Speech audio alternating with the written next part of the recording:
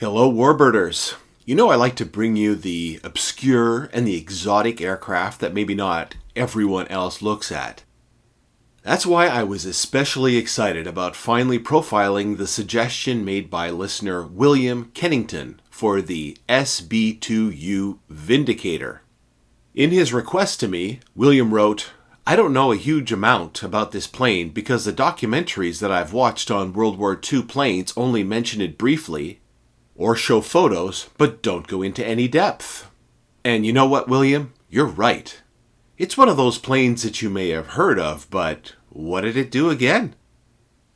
It has a memorable name. The name Vindicator is pretty cool, but where did they fight? Did they fight? Were they any good? Or were they one of those disaster/failures of an aircraft? Anyway, before we get into it, I do want to apologize to William for taking so long for getting to his suggestion. He sent me that message back in 2022 when he was a 6th grader in Hong Kong International School. And so he must be a high schooler somewhere and may have developed other high school type interests, but I do hope that he's still into warbirds and he still listens to the podcast. So if you're listening, William, I hope you enjoy your episode. Before we dive in, I'll ask you to please support the podcast. There are many ways. You can come on over and join us at the World of Warbirds Patreon. There's plenty of free stuff there, including all the images to accompany the episodes so you can see what I'm talking about. Or you can give me a good review on whatever platform you're listening on. Or drop by the YouTube channel and just watch something, anything, for 30 seconds. Did you know that counts as a view to YouTube? Alright, well, enough of that. Let's dive in.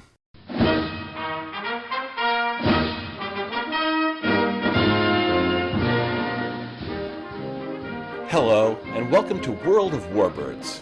I'm Brian Pierce. In 1934, the U.S. Navy was seeking a new carrier-based scout bomber. And one of the debates that was going on was whether these newfangled monoplanes were actually better than the tried and true and tested biplanes. I know that with the benefit of hindsight it seems like a done deal, but it's not as crazy as it sounds. Biplanes do have a lower landing speed, which is especially nice in carrier operations, and they are more maneuverable. However, one less wing means less drag and so better performance. But I will be reminding you of this debate later on when we are talking about the British and their experience with the Vindicator. So when the US Navy went shopping, their specification was divided into 2 sections, one for biplanes and one for monoplane versions. And they had quite a few submissions to choose from, with 6 different test aircraft being offered by Brewster, Curtiss, Great Lakes, Grumman, Northrop, and Vought. Never heard of the Great Lakes Aircraft Company? Well, neither had I. They were established in 1929, built a number of sport and aerobatic aircraft, and tried out for this competition, but were passed over. The company didn't survive the Depression and went bankrupt in 1936, but the company was revived in 1960, and I'm happy to report that it is in operation today. And if you check out their website, they have several restored vintage Great Lakes aircraft for sale. They aren't sponsoring this episode or anything. I just like the idea of an aircraft company coming back to life and continuing on into the future, continuing to work on these beautiful and rare airplanes. The Navy also said no thanks to the Grumman proposal, Grumman XSBF-1, which was developed from their FF or Fifi fighter. Don't feel too bad for them though, as their other derivation from the Fifi ended up starting the line that led to the F4F Wildcat and all the other Grumman cats to follow. And if you haven't listened to that series, do yourself a favor and jump in there once you're done with this one. The Northrop submission, called the BT-1, was accepted and they built 55 of them. They weren't very successful though due to poor handling characteristics at low speeds, which is pretty devastating in a carrier-based aircraft. After multiple were lost due to unexpected rolls, the type was withdrawn. Again, don't feel too bad, because this type was worked into the war-winning SBD Dauntless, and I'll invite you to listen to that one too. The Brewster SBN was also accepted, although Brewster was too busy building Buffaloes to actually fulfill the contract, and so the Navy built 30 of them themselves at their Naval Aircraft Factory. They were used for torpedo trials, but because nobody was building spare parts for them, they were withdrawn before the hostilities broke out. The Curtiss SBC Helldiver was also accepted, and, interestingly enough, it was one of the biplane versions. Wait a minute, I'm hearing you say, the Helldiver wasn't a biplane. Well, this one was, but Curtiss would recycle the name for the later dive bomber version. They built 257 SBCs, but they were also withdrawn and replaced by Dauntlesses before World War II fighting began. So I hear you saying, are we ever going to get to the Vindicator? Yes, but I did want you to know the aircraft that the Vought submissions were competing against. So let's get to those now. And yes, I did say submissions with an S, because there were two. Because Vought just didn't know where the Navy was leaning with this biplane monoplane question. So they submitted a prototype aircraft of each configuration. The monoplane version was quickly found to be superior, so that was the one that was ordered into production.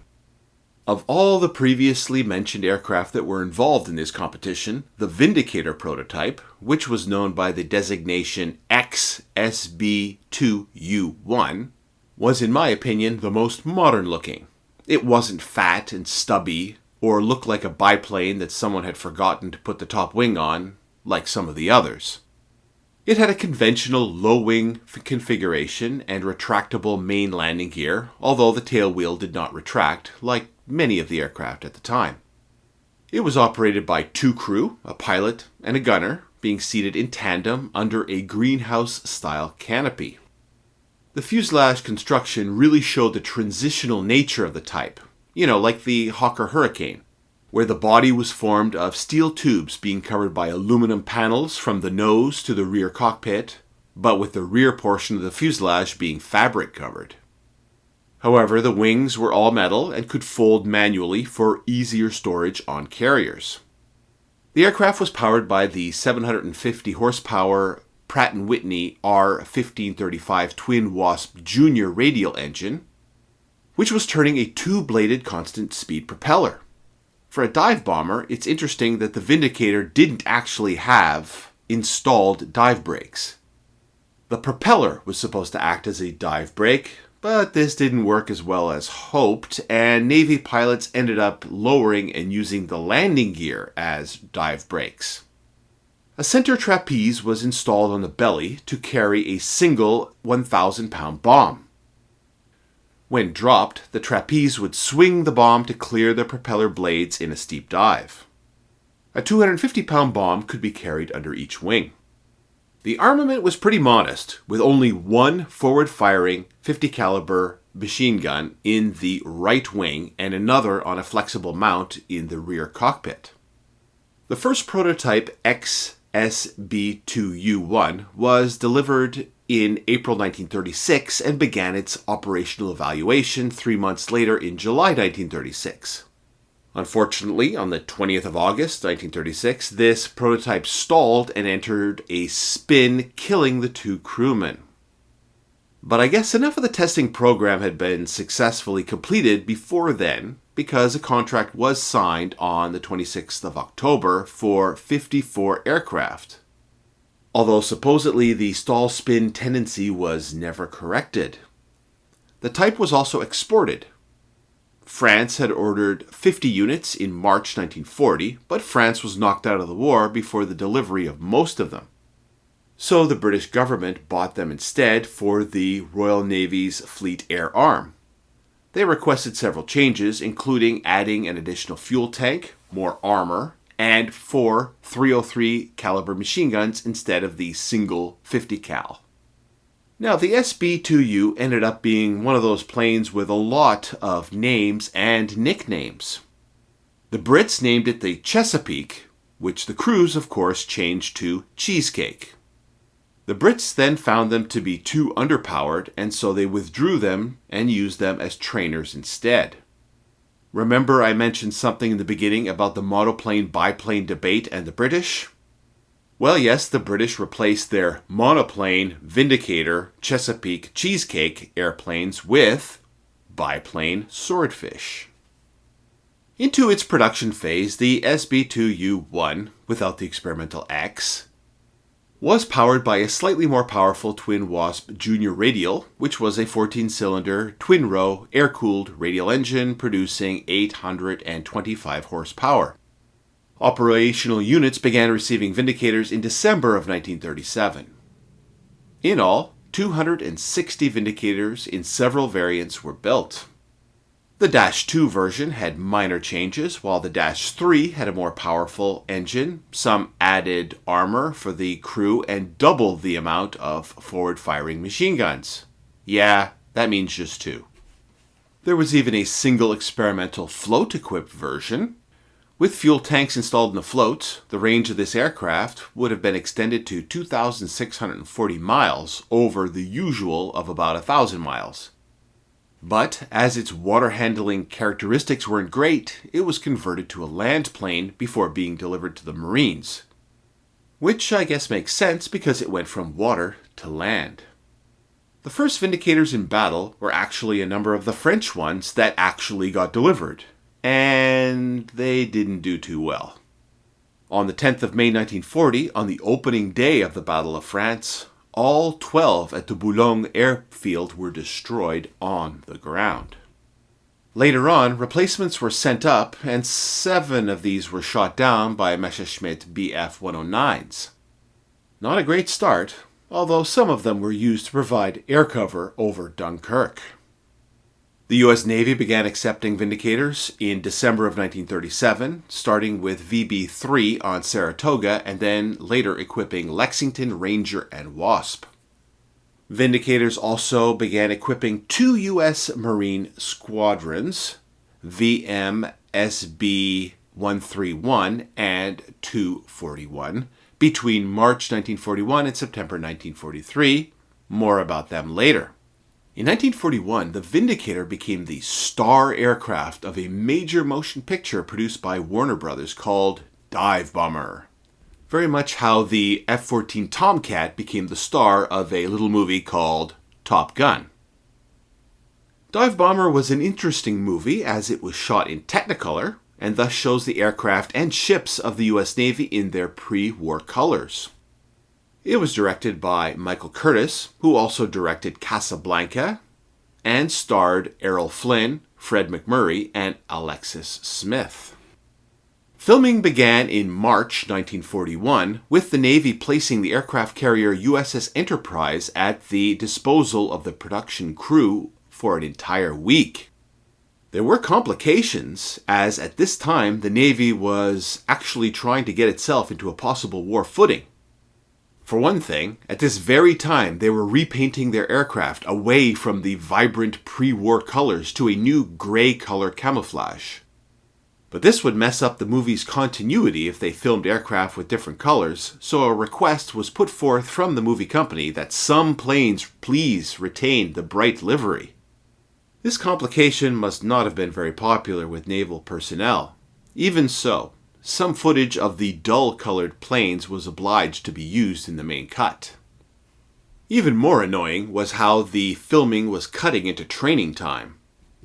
Rear Admiral William Halsey Jr. was commander of Aircraft Battle Force and had his flag on Enterprise at the time, and he was quite grumpy about letting all these Hollywood types on his ship and having them upset his schedule. Supposedly at the end of shooting, the Admiral leaned over the bridge, railing, and yelled, "Now get off my ship!"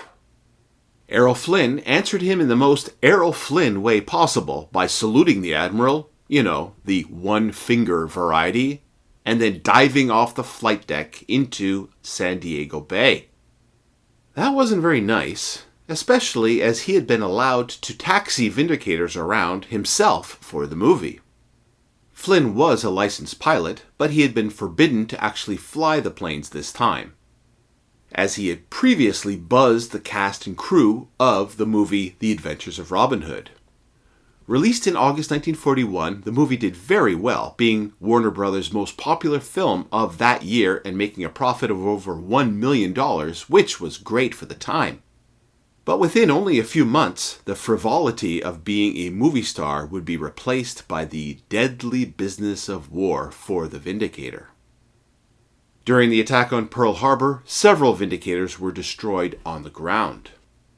In late 1941, the U.S. Marine Squadron SB2U was to reinforce Midway Island.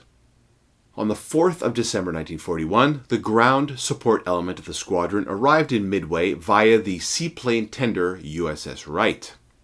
The aircraft and crews were on the aircraft carrier USS Lexington. On the 7th of December 1941, Lexington was en route from Pearl Harbor to Midway and was understandably diverted to search south of Hawaii for the Japanese fleet. Of course, they didn't find it and returned to Pearl Harbor on the 13th of December. Once in range, the Vindicators flew off to Lexington to Hawaii.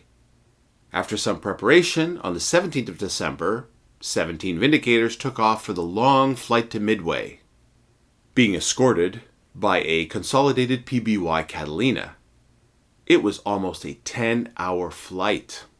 On the 4th of June 1942 began the Battle of Midway. 16 SBD Dauntlesses and 12 SB2U Vindicators took off from Midway to attack the enemy carriers, which were located 180 miles northwest of Midway. The engine cowling of one Vindicator blew off during the takeoff, and so only 11 Vindicators carried on to attack the Japanese fleet. Being slower, the Vindicators arrived at the Japanese fleet about 15 minutes behind the SBDs. The good news was that the Japanese cap of Zeros had expended much of their ammo on the SBDs already. Although 3 Zeros pounced right away, and fortunately a Marine rear seat gunner shot down one of them. The bad news was that the Japanese were launching 10 additional Zeros with fresh loads of ammo. The Vindicators attacked a battleship, but only achieved a near miss, causing minor damage. In the ensuing battle, 4 Vindicators were lost, one being shot down outright, one pilot failed to release his bomb and disappeared while attempting to try it again, and 2 ditched at sea on the way back to Midway. By the morning of the next day, U.S. forces on Midway only had 12 aircraft left, 6 SBD-2s and 6 SBD-2Us. Nonetheless, they were ordered to attack what was thought to be 2 enemy battleships, one crippled about 170 miles west of Midway. In reality, they were not battleships, but the heavy cruisers Mikuma and Mogami. Captain Marshall Taylor would lead the SBDs, while Captain Richard E. Fleming led the Vindicators. Let's take a closer look at Fleming. Richard Fleming was born in St. Paul, Minnesota on November 2, 1917, and attended St. Thomas Military Academy, graduating in 1935. He received his Bachelor of Arts degree in 1939 from the University of Minnesota, and after that enlisted in the Marine Corps Reserve, applying for flight training. At Naval Air Station Pensacola, Florida, he finished at the top of his class in 1940. 10 days after the United States entered World War II, he found himself in that formation of Vindicators, flying from Pearl Harbor to Midway. After Squadron Commander Lofton Henderson was shot down during the initial attack on a Japanese aircraft carrier, Fleming took command of the unit. The following day, on June 5, 1942, Captain Fleming led the 2nd Division of Vindicators on a dive-bombing assault on the Mikuma. The SBDs would make a dive-bombing attack from 10,000 feet, while the Vindicators would make a glide-bombing attack from 4,000 feet. The SBDs did their attack, bracketed the cruiser with 6 near misses but no hits. Then it was the Vindicators' turn. Captain Fleming led the attack, but his aircraft was hit and the engine began smoking.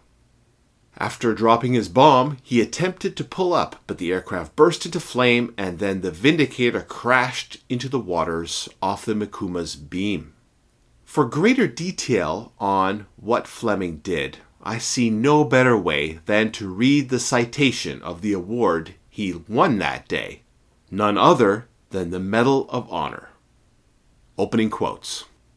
For extraordinary heroism and conspicuous intrepidity above and beyond the call of duty as Flight Officer Marine Scout Bomber Squadron 241 during action against the enemy Japanese forces in the Battle of Midway on June 4 and 5, 1942. When his squadron commander was shot down during the initial attack upon an aircraft carrier, Captain Fleming led the remainder of the division with such fearless determination that he dived his own plane to the perilously low altitude of 400 feet before releasing his bomb.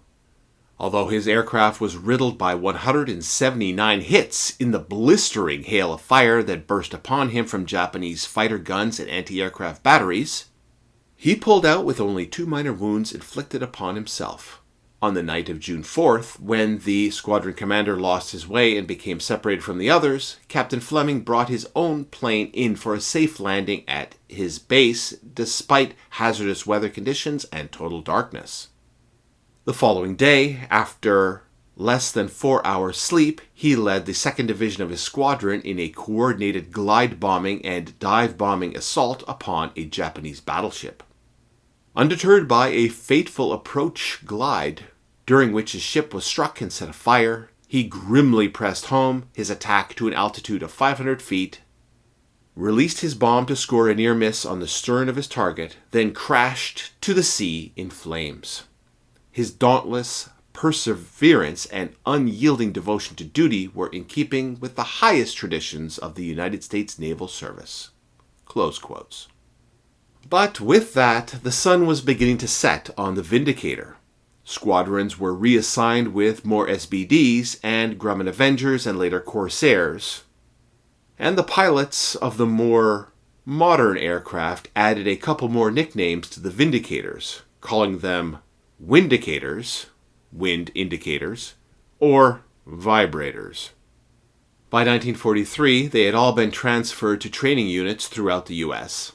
At the time of this writing, of all the 260 examples of all the Vindicator variants built, only one presently exists. I wish I had more detail on Vindicator Bureau number 1383, but this is all I've been able to find on the only surviving example in the world. When the last SB2U variant was built before production switched over to the -3 variant, somehow the aircraft ended up on the training carrier USS Wolverine, which served on the cool, yet free of enemy action, waters of the Great Lakes. While performing this unglamorous yet vital duty, Bureau number 1383 ended up in the hands of Marine 2nd Lieutenant A.W. Lemons, who ditched his Vindicator while attempting a landing. Lemon's very bad day turned out to be a very good day for the rest of us, as the aircraft was eventually recovered from Lake Michigan in the early 1990s, and then was restored by the staff of Black Shadow Aviation and the National Museum of Naval Aviation in Pensacola, Florida, where it now resides. Painted up in the livery of Bombing Squadron VB2B, known as the Hi-Hats, a squadron still in existence today as VFA-14 Top Hatters that fly the F-18 Super Hornet. And that, my friends, is the story of the Vindicator. I hope you enjoyed it. Thanks again to all who support the podcast through Patreon. I appreciate it so much. You can also check out the photos of what we've been talking about on that Patreon page. It's free and available to all. Until next time.